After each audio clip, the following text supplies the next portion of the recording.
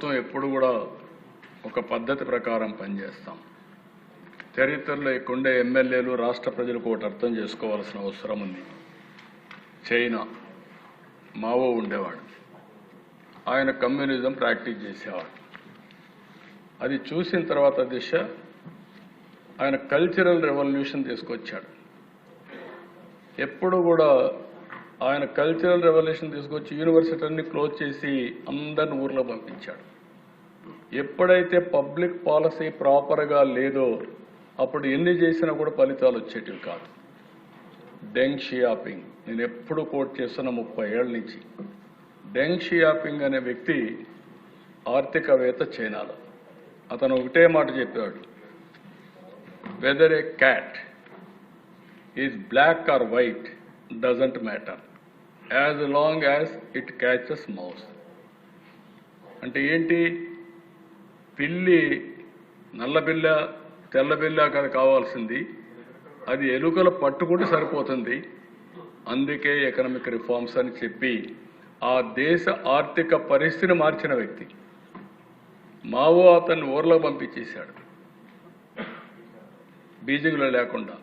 Mao పోయిన తర్వాత వచ్చి అతను ఆ దేశానికి ఆర్థిక వ్యవస్థలు ప్రమోట్ చేసి 1980s ఈరోజు చైనా అమెరికా తర్వాత అగ్రస్థానానికి వచ్చిందంటే ఆయన విధానాలే కారణం.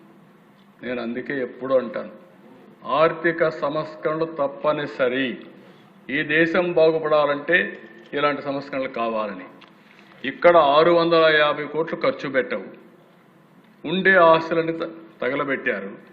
ఇప్పుడు మెడికల్ కాలేజీ కట్టి ఉద్ధరిస్తానంటారు. ఎవరిని మోసం చేస్తారు మీరు? ఆ మెడికల్ కాలేజీల్లో ఏంటి, ఈరోజు మనం తీసుకున్న పాలసీలో ఎవరికీ నష్టం లేదు. ఆ రోజు మీరు మెడికల్ కాలేజీలు పెట్టి అందులో కూడా ఫీజు ఛార్జ్ చేసే పరిస్థితికి వచ్చారు. పేమెంట్ కోటా పెట్టేశారు. గవర్నమెంట్లో మేనేజ్మెంట్ అన్నారు. ఈరోజు నేను చేసేది ఏంటి, అదే పీపీపీకి ఇస్తే ఇంకా సమర్థవంతంగా సేవలు ఉంటాయి, అన్ని సీట్లు ఉంటాయి, క్వాలిటీ ఉంటుంది. పీపీపీ అంటే ఏంటి, ఈరోజు మీరు చూసే పబ్లిక్ ప్రైవేట్ పార్ట్నర్షిప్. ఈరోజు హైవే ఉంది, హైవే పీపీపీ కింద ఇచ్చాం. వాళ్ళకి ఇవ్వాలి ఆ ప్రాజెక్టు, వాళ్ళు రన్ చేస్తారు. రన్ చేసిన తర్వాత ఇన్ని సంవత్సరాలు వాళ్ళు ఆపరేట్ చేసి తిరిగి ఆస్తి గవర్నమెంట్కి ఇస్తారు. గవర్నమెంట్ ఇది ఓనర్, అల్టిమేట్గా ఆస్తి మనకే వస్తుంది. ఇప్పుడు నా పేరులోని జేగురుపాడు పవర్ ప్రాజెక్ట్ జీవీకి ఇచ్చాం. కన్స్ట్రక్షన్ అయింది, ఆపరేషన్ అయింది. ఆయనకి ఇచ్చిన కన్సెషన్ పీరియడ్ అయిపోయింది. అయిపోయిన తర్వాత ఆ ప్రాజెక్ట్ మనకు అప్పచెప్పాడు డెట్ ఫ్రీ. ఇప్పుడు మనం రన్ చేసుకుంటున్నాం దాన్ని.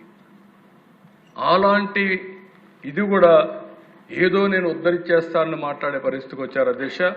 ఒకే మాట చెప్తున్నా, ప్రజలందరికీ విజ్ఞప్తి చేస్తున్నా, నేను ఏ నిర్ణయం తీసుకున్నా దూరదృష్టితో ఆలోచించుకొని నిర్ణయాలు తీసుకున్నాం. వీళ్ళు చెప్పింది కానీ నేను భయపడి ఆ రోజు నిర్ణయం తీసుకుంటే ఒక్క ఇంజనీరింగ్ కాలేజీ పెట్టేవాడిని కాదు.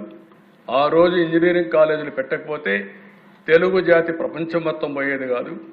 ఈరోజు ప్రపంచం మొత్తం పోవడం కాకుండా అన్ని దేశాల్లో తెలుగు జాతి నెంబర్ 1 పర్ క్యాపిటల్ ఇన్కమ్ సాధించారంటే అది ధైర్యంగా ముందుకు పోయాం కాబట్టి సాధ్యమైంది. ఆ విషయం గుర్తుపెట్టుకోవాల్సిన అవసరం ఉంది.